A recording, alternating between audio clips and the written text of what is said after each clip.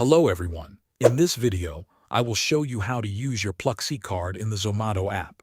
First, open the Zomato app on your smartphone and sign into your account if you have not already done so. Once you are on the home screen, browse through the available restaurants and choose the food items you would like to order.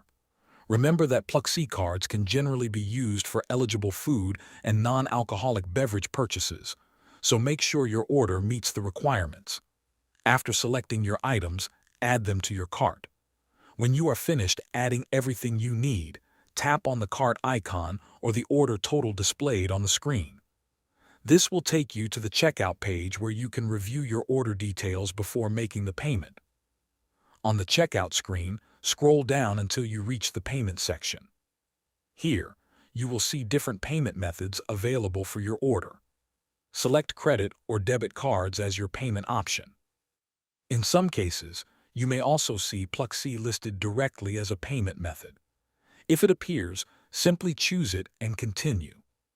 Next, enter your Pluxee card details carefully. Type in the card number, expiry date, and CVV exactly as they appear on your card. Double-check the information to avoid any payment errors. Once all the details have been entered, proceed to complete the payment.